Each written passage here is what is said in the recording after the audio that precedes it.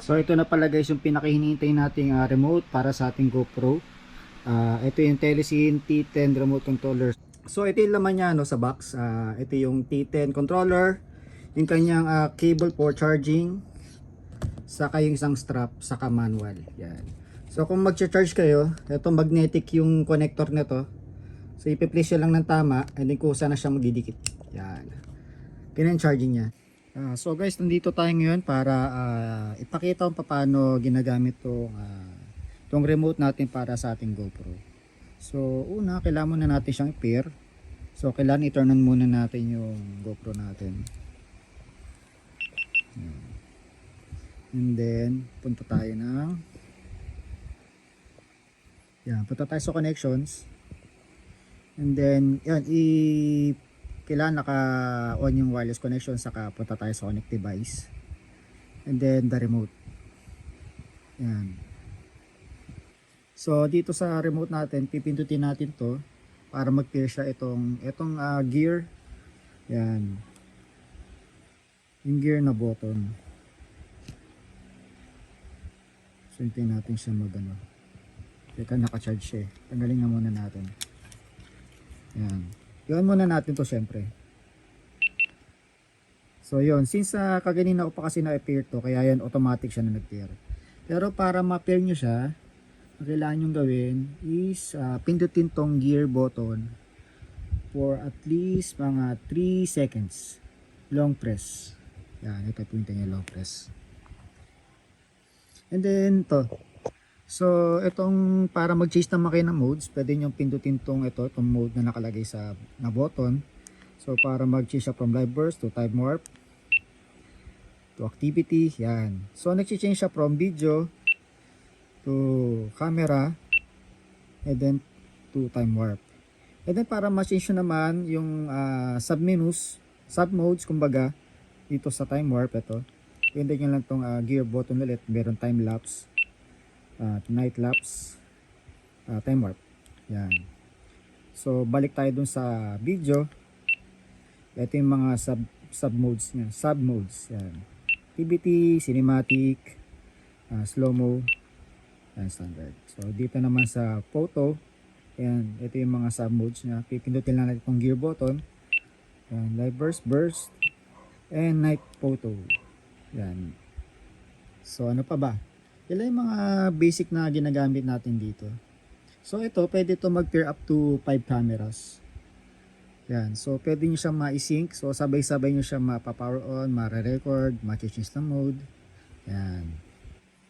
So ito, i-try natin i-press to ng one short press. Yan. Para mag-ano siya, take siya ng photo. For example, dito. Yan. I-press natin to. Magte-take na siya ng photo. 1 second lang. At least 1 second. Ganun din sa video. So, pindutin natin itong red circle na to para mag-start siya ng recording.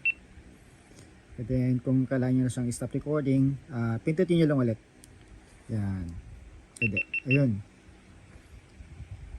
So, ito, pwede nyo rin silang try na i-power on. I-power up, example. Yan. Press lang natin to. And then kusa na siya magpa-power up. Kung gusto niyo naman siyang i-turn on, pindutin lang ulit itong power button. Yan.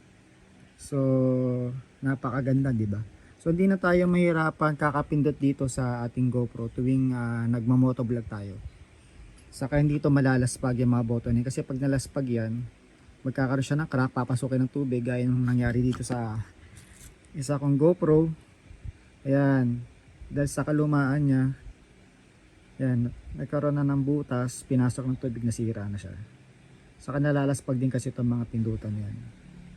So, mas maigi, meron tayong ginagamit na remote. So, pwede rin itong ilagay sa strap sa ating mga wrist, no? Para habang nagmumotor tayo, diba? Madali siyang ma-access. Diba? Nasa mga wrist natin siya. So, ayan. And then the rest makikita nyo na rito sa manual nya, no. So nandyan yung LCD so nandito yung LCD display. Makikita nyo yung mga meaning ng mga logos na nakalagay. Yan, yung mga buttons, yung shutter select, start button, yung mode button, setting button. Yan. Na nakalagay, you can pair up to 5 devices. Yan. So dito sa charging niya, ayan nakalagay yung kanyang remaining power, cam display, RC display. So check nyo na lang yung manual para ma-sure kung meron kayong gusto pang malaman. So ayan. So ito yung ating remote for GoPro. So excited na akong gamitin to sa aking next motovlog. So I think mas mapapadali yung aking pagbablog dahil meron na akong remote, so hindi na ako mahirapan magpipindot dito sa aking GoPro.